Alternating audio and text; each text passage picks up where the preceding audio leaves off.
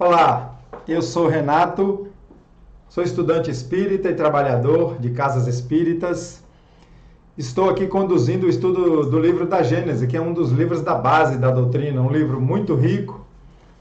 E hoje nós vamos dar continuidade aqui, capítulo 14, item 22. Nós estamos estudando os fluidos. Deixa eu mostrar aqui o índice para a gente se localizar. Estamos estudando os fluidos, que é o capítulo 14. Terminamos esse primeiro conjunto aí. Esse primeiro conjunto que abrangeu natureza e propriedade dos fluidos. Estão vendo aí? Esses tópicos aí a gente terminou. Hoje a gente vai começar esse segundo conjunto aí, ó. Explicação de alguns fenômenos considerados sobrenaturais. O primeiro tópico é esse, ó, vista espiritual ou psíquica, dupla vista, sonambulismo, sonhos, catalepsias, ressurreições. Esse vai ser um capítulo de 2 vídeos. Isso está tudo escrito lá, mas eu mostro isso aqui para a gente se situar, né? Isso aí, aqui está todo o capítulo 14, resumido aí. E a gente vai para essa parte 2. Então, vamos lá. Para quem está seguindo o mesmo livro da Federação Espírita Brasileira, é a página 256, o livro em PDF. Então vamos lá. O perispírito é o traço de união entre a vida corpórea e a vida espiritual. Essa é a explicação mais básica que se dá na doutrina espírita sobre perispírito. É a ligação entre espírito e corpo. E aqui ele chama de traço de união. É por seu intermédio que o espírito encarnado se acha em relação contínua com os desencarnados. Em suma, por seu intermédio, que se operam no homem fenômenos especiais cuja causa fundamental não se encontra na matéria tangível e que, por essa razão, parecem sobrenaturais. Olha que nesse parágrafo ele falou de 3 funções do perispírito já. Primeiro, ele falou que é o traço de união, entre espírito e corpo. A gente sabe que o perispírito é ligado na corrente sanguínea, no sistema nervoso do corpo humano, e ele está ligado ao espírito. Então, primeiro, é traço de união, é ligação. 2, é através do intermédio do perispírito que a gente está em contato com o mundo espiritual, através do perispírito. E 3, ele fala que é no perispírito que se operam os fenômenos especiais. Fenômenos que a humanidade ainda não tinha um conhecimento próximo, não tinha voltado a atenção para eles, apesar de que ele aconteceu durante a vida toda, porque é natural da humanidade. Os fenômenos da mediunidade, visão, audição dos espíritos, psicofonia dos espíritos, são vários fenômenos que a mediunidade proporciona. É nas propriedades e nas irradiações do fluido perispirítico que se tem de procurar a causa da dupla vista ou vista espiritual, a que também se pode chamar de vista psíquica, da qual muitas pessoas são dotadas, frequentemente a seu malgrado, assim como da vista sonambúlica. Então, a capacidade de ver, a vidência, ver espíritos, é uma característica que vem através do perispírito, que ele chama de vista psíquica, de dupla vista, e ele bota aqui, frequentemente ao seu malgrado, quer dizer, mesmo que a pessoa não saiba, ela pode ter esse dom. O perispírito é o órgão sensitivo do espírito, por meio do qual este percebe coisas espirituais que escapam aos sentidos corpóreos. Olha que aqui é uma 4ª função que ele está falando já. O perispírito é o órgão sensitivo do espírito. Nós temos vários órgãos sensitivos, Os olhos, o nariz, do olfato, o tato. E ele está falando aqui que o perispírito é o órgão sensitivo do espírito. Ele percebe as coisas espirituais que escapam aos sentidos corpóreos. Pelos órgãos do corpo, a visão, a audição e as diversas sensações são localizadas e limitadas à percepção das coisas materiais. Pelo sentido espiritual ou psíquico, elas se generalizam. O espírito vê, ouve e sente por todo o seu ser tudo o que se encontra na esfera de radiação do seu fluido perispirítico. Os nossos sentidos corpóreos, os 5 sentidos, têm órgão localizado. O tato é no corpo todo, né? Se alguém encostar agora uma colher quente lá no meu pé, eu sinto. A visão é aqui nos olhos, né? O olfato no nariz, a audição no ouvido e o paladar na língua. Então tem órgão localizado. O que ele quer dizer é que o espírito sente tudo através do perispírito. Então, lembra que eu mostrei a irradiação do perispírito nos vídeos passados? Então, tudo que entra no campo de irradiação do perispírito, ele sente, ele não precisa de órgão localizado, né? No homem, tais fenômenos constituem a manifestação da vida espiritual. É a alma a atuar fora do organismo. O perispírito é muito complexo. É um estudo profundo. Eu já ouvi a seguinte frase: se nós compreendermos o perispírito na sua totalidade, suas funções, suas características, sua formação, a gente entende todos os fenômenos e toda a doutrina. Porque tudo é através do perispírito. Então, ele faz a alma atuar fora do organismo. A nossa alma está em contato com fora do organismo por causa do perispírito. Na dupla vista ou percepção pelo sentido psíquico, ele não vê com os olhos do corpo, embora muitas vezes, por hábito, dirija o olhar para o ponto em que ele chama atenção. Então ele não vê com os olhos do corpo, mas o médium às vezes vai olhar uma coisa, vira por hábito. Mas o médium pode estar de olho fechado. O médium pode estar no escuro, ele vê, porque não é com os olhos do corpo. Vê com os olhos da alma, e a prova está em que vê perfeitamente bem com os olhos fechados e vê o que está muito além do alcance do raio da visão. Lê o pensamento figurado no raio fluídico. O pensamento que está figurado, o pensamento que se fez figura, que se fez imagem no fluido, ele vê. Então, ele vê até num raio em que o olho carnal não alcança, o olho espiritual vê. É a dupla vista. Um médium pode estar vendo aqui o que está acontecendo a quilômetros e quilômetros, até em outra cidade, em outro país. É uma leitura que é feita da mensagem que está no fluido. A mensagem do pensamento fica no fluido. Lembra que eu dei o exemplo de uma rádio transmitindo o sinal? Imaginemos que 20 pessoas ao mesmo tempo liguem o aparelhozinho de rádio. Todas as 20 vão pegar esse sinal da emissora. O médium está ali e ele capta aquilo. Capta aquela percepção, capta aquela imagem. É uma forma pensamento. Por isso que pode se ver longe. Não é que ele está vendo lá, é que ele está recebendo a mensagem.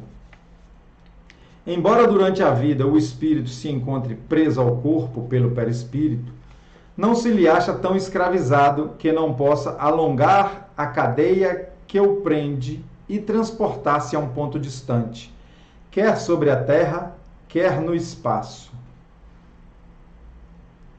Tá vendo? Então o espírito ele está aqui ligado ao corpo físico pelo perispírito, mas ele está dizendo que não está tão preso, porque o espírito se expande com o perispírito. O espírito, principalmente quando a gente está dormindo, a gente viaja. Mesmo ligado ao corpo, nós viajamos. Repugna ao espírito estar ligado ao corpo. Eu não sei se é repugna ou repugna. Está ligado ao corpo. Porque a sua vida normal é a de liberdade. E a vida corporal é a do servo preso à gleba. Olha só. É ruim para o espírito. É penoso para o espírito estar preso ao corpo. Tá vendo? Porque a vida normal é lá. livre do corpo. A vida normal é no mundo espiritual. Então ele comparou aqui essa vida corporal como o servo preso à gleba. A gleba é um pedaço de terra onde antigamente os senhores feudais praticamente escravizavam os trabalhadores, eles não poderiam sair dali. Ele fez uma comparação. Ele, por conseguinte, se sente feliz em deixar o corpo, como o pássaro em se encontrar fora da gaiola, pelo que aproveita todas as ocasiões que se lhe oferece para dela se escapar, de todos os instantes em que a presença não é necessária à vida de relação. Então, qualquer momento em que não é necessária a presença do espírito no corpo, ele aproveita para sair em liberdade. É isso que ele está dizendo. E que momentos são esses? Enquanto o corpo dorme. Enquanto o corpo não está em atividade. Ou dorme, ou está desmaiado, ou está em anestesia geral, ou está em catalepsia. Qualquer dessas situações. Até um cochilo que você dá no sofá, seu espírito se desloca do corpo junto com o perispírito para estar no mundo espiritual. Tem-se então o fenômeno que se dá o nome de emancipação da alma. Fenômeno que se produz sempre durante o sono.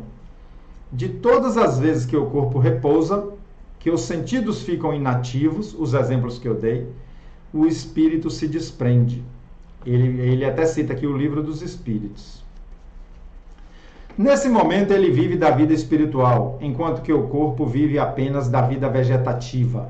Nesse momento o corpo está lá em vida vegetativa, dormindo ou desmaiado ou em anestesia geral, ou em estado de coma, que eu não falei. Estado de coma é muito comum. A pessoa está lá na UTI, seu espírito se desloca. E eu vou até sugerir um filme, é uma comédia que mostra bem isso. Chama E Se Fosse Verdade. É muito legal esse filme. A mulher está na UTI, correndo risco de vida, ela é uma enfermeira, e ela desloca do corpo e vai para o apartamento. Quando ela chega no apartamento, tem alguém morando lá, que a família já tinha alugado o apartamento, porque ela já estava sendo dada como morta. É muito legal. Vale a pena assistir, vocês vão ver lá o espírito viajando fora do corpo. Acha-se em parte no estado em que se achará após a morte. Percorre o espaço, confabula com os amigos e outros espíritos livres ou encarnados também. Então, quando o seu corpo dorme e o espírito sai, ele está na situação em que estará depois da morte do corpo. Ele estará lá, e você vê que ele procura amigos, confabula, né? E até pode estar em contato com encarnados também. O espírito, enquanto o corpo dorme, ele pode ir a uma reunião mediúnica e se manifestar num médium, sabia? Um espírito encarnado, enquanto o corpo dorme, ele pode se manifestar numa reunião mediúnica. O laço fluídico que o prende ao corpo, só por ocasião da morte, se rompe definitivamente. Olha a palavra definitivamente. Só na morte é que o laço se rompe definitivamente. A separação completa somente se dá por efeito da extinção absoluta da atividade vital. Quando o corpo realmente perdeu a atividade vital, o perispírito se desamarra, vamos usar esse verbo, se desamarra, se desprende, se desenlaça do corpo carnal definitivamente. Enquanto o corpo vive, o espírito, a qualquer distância que esteja, é instantaneamente chamado à prisão, à sua prisão. Olha que nome ele está dando à encarnação, ao corpo. É chamado à sua prisão. Desde que sua presença aí se torne necessária. Então o espírito pode se deslocar para o mundo espiritual, pode se deslocar para o Japão. Imagine que meu filho está no Japão e eu queira muito vê-lo. Eu esteja aqui com saudade ou ele esteja precisando de mim. Eu durmo preocupado. Quando eu durmo preocupado, o espírito, ao meu corpo dormir, ele sai e vai. Ele pode ir lá no Japão encontrar meu filho. Mas bastou alguém tocar na minha perna e eu acordar que instantaneamente ele retorna. É isso que ele quis dizer. Ele então retoma o curso da vida exterior de relação. Por vezes, ao despertar, Conserva das suas peregrinações uma lembrança, uma imagem mais ou menos precisa que constitui o sonho. Então, as informações que você traz constituem o sonho. Quando nada, traz dela intuições que lhe sugerem ideias e pensamentos novos e justificam o provérbio: a noite é boa conselheira. Eu sei que a gente tem uns sonhos malucos, uns sonhos embolados, uns sonhos que não faz sentido. Essa é uma conversa mais longa, porque na verdade, quando você volta da sua peregrinação fora do corpo, das suas andanças, quando você traz as informações de lá, ela se mistura com o seu fator psicológico, ela se mistura com a sua ideia simbólica das coisas, com as suas preocupações, com seus medos, e às vezes as informações ficam meio atrapalhadas, meio confusas. Dei uma explicação rápida aqui, mas isso a gente lê também no Livro dos Espíritos. Assim, igualmente, se explicam certos fenômenos característicos do sonambulismo natural e magnético, da catalepsia, da letargia, do êxtase, etc. E que mais não são do que manifestações da vida espiritual. Aquele fenômeno que está na Bíblia, que diz que Jesus ressuscitou Lázaro, nós espíritas entendemos que Lázaro estava em catalepsia, ele não estava morto. Porque uma vez desligado do corpo, voltar a religar naquele corpo que já morreu, que já começou a decompor, seria derrogação das leis divinas, então a gente não acredita. Tanto que Jesus, ao ser chamado para ressuscitar Lázaro, está lá na Bíblia, qualquer Bíblia de qualquer religião, Bíblia cristã, está lá. Jesus falou: Lázaro não morreu, Lázaro dorme. Ele já foi dizendo isso. Estamos agora no item 24. Pois que a visão espiritual não se opera por meio dos olhos do corpo, segue-se que a percepção das coisas não se verifica imediatamente à luz ordinária. Ordinária no sentido de comum, né? De fato, a luz material é feita para o mundo material. Para o mundo espiritual, uma luz especial existe, cuja natureza desconhecemos, porém que é, sem dúvida, uma das propriedades do fluido etéreo, adequada às percepções visuais da alma. Então, essa luz que a gente tem aqui na Terra, tanto a luz solar como a luz elétrica, essa iluminação que nós temos aqui, para o mundo espiritual existe uma iluminação especial, que é uma das propriedades do fluido etéreo, do fluido universal. Há, portanto, luz material e luz espiritual. A primeira, a material, emana de focos circunscritos aos corpos. Corpos luminosos, como o Sol é um corpo luminoso. A segunda tem seu foco em toda parte. Tal a razão porque não há obstáculo para a vida espiritual. Porque não é embaraçada nem pela distância, nem pela opacidade da matéria, não existindo para ela obscuridade. Então não há obscuridade para essa luz.